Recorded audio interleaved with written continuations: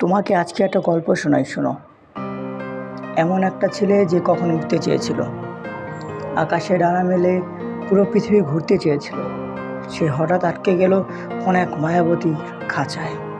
যে তাকে ভালোবাসতে চেয়েছিল, তাকে নিয়ে বাকি জীবনটা কাটাতে চেয়েছিল, কিন্তু সেই খাঁচাটাই তার ডানাটা কেটে ফেললো। এখন সে কোনো এক রাস্তায় বা ঘরের কোনায় বসে হয়েছে, নিজের কাটা ডানাটি দেখছে। ভালোবাসাকে সে ঘৃণা করছে, আবার নিজেকে তাচ্ছিল্য করছে।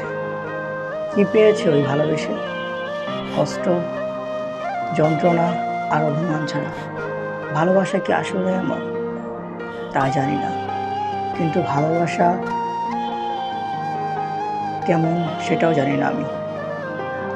কারো কাছ থেকে শুনেছিলাম ভালোবাসতে ভালো একটি মন লাগে, না লাগে টাকা পয়সা, না লাগে সুন্দর চেহারা, না লাগে কোনো যোগ্যতা। কিন্তু এখানে দেখছি নিয়মটা অন্যরকম। সবাই মুখে বলে ভালোবাসতে মন লাগে, কিন্তু কাজে বলে দেয় মন না, টাকা পয়সাও লাগে, সৌন্দর্যও লাগে।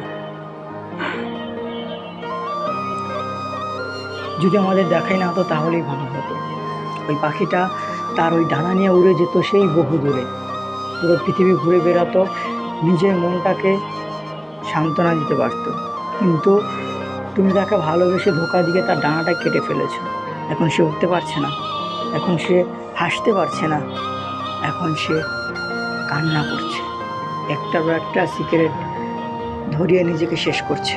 এর দায় কে নেবে? তুমি নাকি এই অভিশপ্ত ভালোবাসা?